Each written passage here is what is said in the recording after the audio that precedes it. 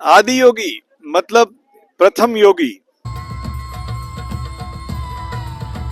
योग के प्रथम गुरु, मौन में भी जिनकी उपस्थिति गूंजती है। कोयम्बतूर की वादियों में वलयांगिरी पर्वतों की छाया में जब रात का अंधकार फैलता है, तभी रोशनी का यह अद्भुत उत्सव आरंभ होता है। यह सिर्फ एक लाइट शो नहीं, बल्कि चेतना और ऊर्जा का अनुभव है।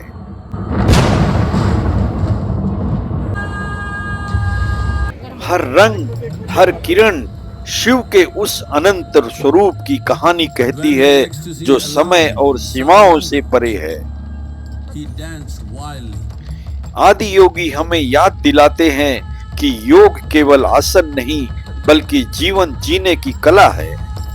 Transcend his physical form, witnessing an individual human in union with the cosmos. They call him a yogi. यह ध्वनि, यह प्रकाश, यह कंपन मन को भीतर तक स्पर्श कर जाता है। When his stillness lasted for years on end, यह वही ऊर्जा है जिसने हजारों वर्षों पहले सप्त ऋषियों को योग का ज्ञान दिया, और आज भी वही ऊर्जा हम सबको भीतर की यात्रा करने के लिए प्रेरित करती है।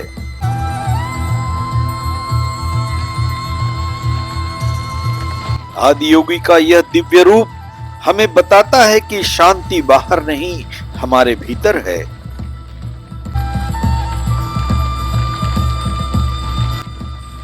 जब आकाश में तारे चमकने लगते हैं और पहाड़ों की वादियां शांत हो जाती हैं, तभी आदि योगी की दिव्य आभा जागृत होती है।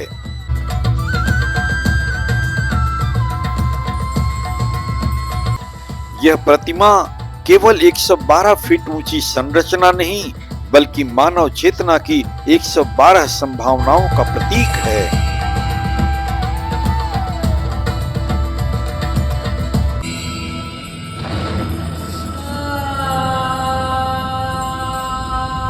he transmitted the profound science of yoga in its full depth and dimension.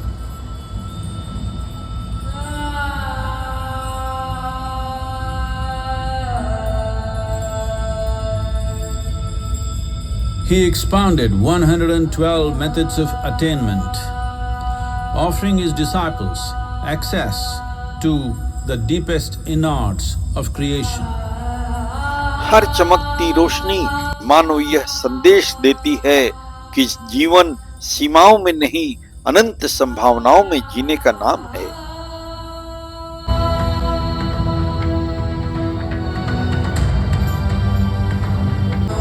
In this magnificent state of yoga, many mysteries of the created and the uncreated cascaded upon his unbridled wild hair. नीला प्रकाश शिव की उस असीम शांति का प्रतीक है, जो भीतर के हर तूफान को शांत कर देता है।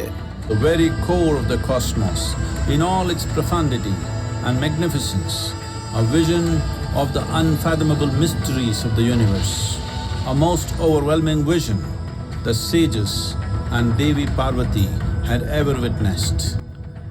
जब ध्वनि की तरंगे वातावरण में फैलती हैं, तो ऐसा लगता है मानो स्वयं समय ठहर गया हो और हम केवल एक अनुभव बनकर रह गए हों। Devi Parvati, seeing Adiyogi reveling in ecstatic states, said, I want to have what you have. Show me the way.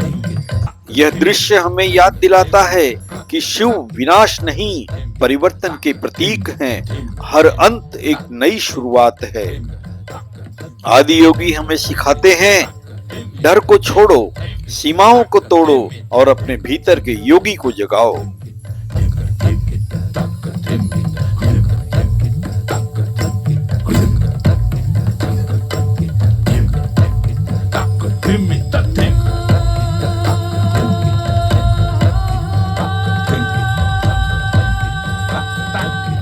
इस पावन भूमि पर खड़े होकर जब हम इस दिव्य रोशनी को निहारते हैं तो मन में एक प्रश्न उठता है, क्या हम भी अपने भीतर की रोशनी को पहचान पाए हैं?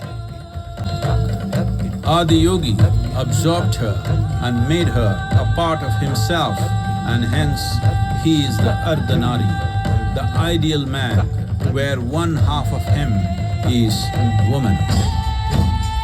अर्धनारीश्वर का यह रूप हमें बताता है कि पुरुष और प्रकृति अलग नहीं बल्कि एक दूसरे के पूरक हैं। अर्धनारीश्वर हमें सिखाते हैं कि जीवन में शक्ति भी जरूरी है और संवेदनशीलता भी, स्थिरता भी आवश्यक है और सृजन भी।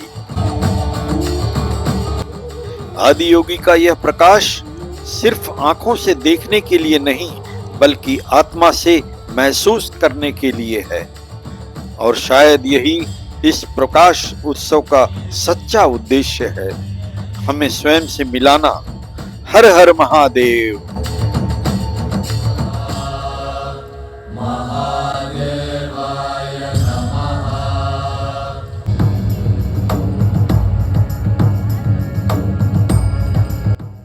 जब रोशनी धीरे धीरे शांत होने लगती है और आकाश फिर से अपने स्वाभाविक अंधकार में लौट आता है, तब भी आदि योगी की उपस्थिति वैसी ही बनी रहती है।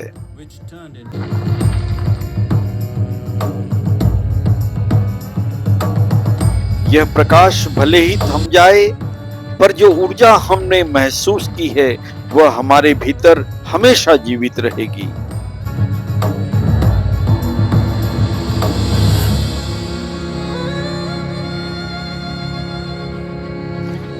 आज हमने केवल एक लाइट शो नहीं देखा, हमने एक अनुभव जिया है, एक ऐसा अनुभव जो हमें याद दिलाता है कि सच्ची शांति बाहर नहीं हमारे भीतर है।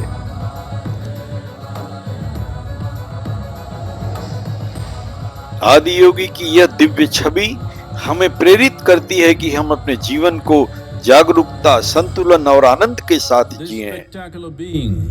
Is not of the past, but the future of humanity.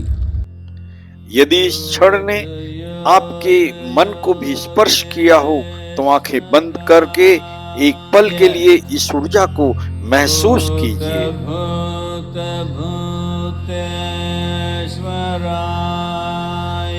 आदि योगी के चरणों में प्रणाम और इस पावन अनुभव के लिए कृतज्ञता।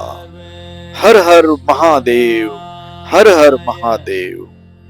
महादेव के इस दिव्य दर्शन से यदि आपका मन प्रसन्न हुआ हो और आपको शांति का अनुभव प्रतीत होता हो तो कमेंट में हर हर महादेव लिखना ना भूलें। हर हर महादेव, हर हर महादेव।